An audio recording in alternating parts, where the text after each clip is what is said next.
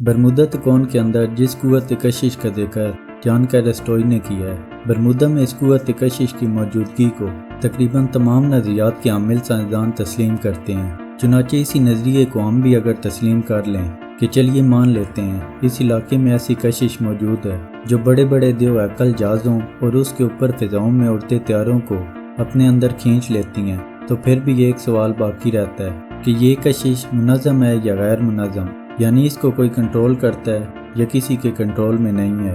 اگر غیر منظم ہے تو اس علاقے کے اوپر موجود سیٹلائٹ جام ہو جانے چاہیے، کیونکہ اتنے بڑے مقناطیسی میدان کے ہوتے ہوئے اس کے اوپر سیٹلائٹ کو کام نہیں کرنا چاہیے، جبکہ ایسا نہیں ہے۔ اس علاقے کے اوپر سینکڑوں کی تعداد میں سیٹلائٹ کام کر رہے ہیں اور کبھی ان میں خرابی کی اطلاع موصول نہیں ہوئی۔ البتہ ایسا ضرور ہوتا ہے کہ سیٹلائٹ نے اس جگہ کی فلمیں بنائیں، لیکن فلمیں صاف تھیں۔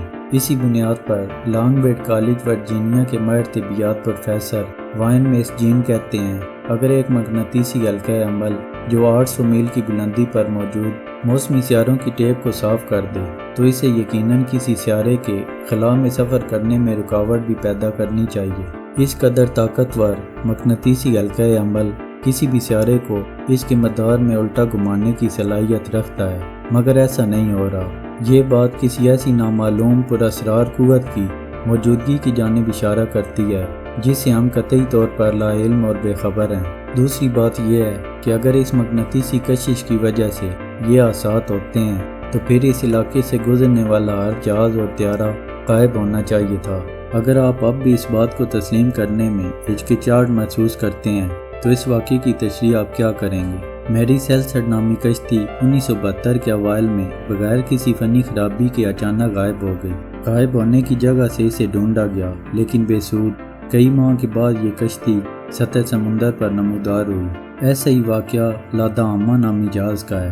اب آپ دوبارہ مذکورہ نظریات کو دیکھیے کہ کیا کوئی بھی نظریہ اس حادثے کی تشریح کر سکتا ہے۔ اگر کشتی انتہائی تیز طوفان کی نظر ہوتی یا مقناطیسی کشش اس کو سمندر کے اندر لے جانے کا سبب ہوتی تو اس کا کوئی سراغ بھی نہیں ملنا چاہیے تھا، جبکہ یہ کشتی مکمل ٹھیک حالت میں تھی۔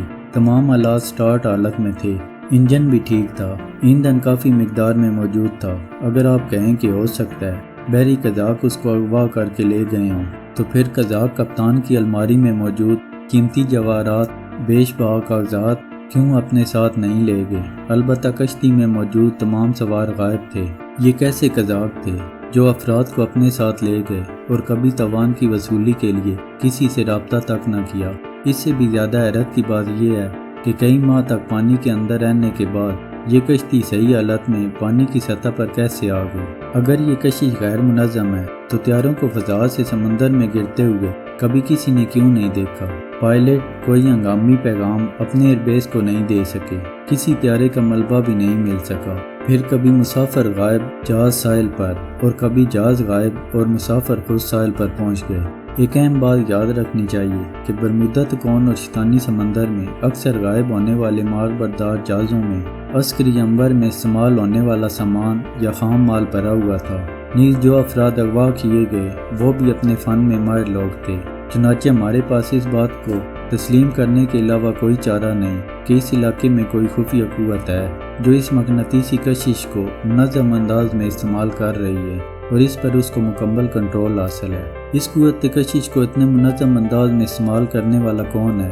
وہ کون سی قوت ہے جس نے اس کو اتنا مؤثر بنا دیا ہے، جس کے ذریعے فضا میں اڑتے طیارے غائب کر دیے جائیں، جدید طیاروں کی جدید ٹیکنالوجی کو جام کر دیا جائے؟ اس علاقے کے اوپر سیٹلائٹ اور موسمی سیارے جو اس علاقے کی تصویر نکالنے کی کوشش کریں اور تصویریں کھینچ لی جائیں لیکن کیمرے کی فلم صاف ہو، یعنی برمودا میں موجود خفیہ قوت اتنی جدید ٹیکنالوجی کی مالک ہے کہ دنیا کے جدید ترین سمجھے جانے والے سیٹلائٹ اور ان کے کیمروں میں موجود فلموں کو ہزاروں کلومیٹر دور سے صاف کرنے کی صلاحیت رکھتی ہے۔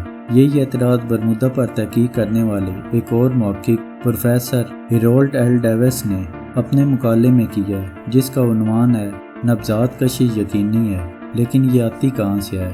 تو کیا ہماری اس معلوم دنیا میں موجودہ سائنسدانوں کے علاوہ اسی دنیا کی کوئی اور خفیہ طاقت سائنس اور ٹیکنالوجی میں بہت آگے جا چکی ہے، 200 یا 300 سال آگے، اور کیا وہ طاقت برمودا تکون میں سمندر کے اندر موجود ہے؟ کیا قوت کشش سے اڑنے والی سواری تیار کی جا چکی ہے؟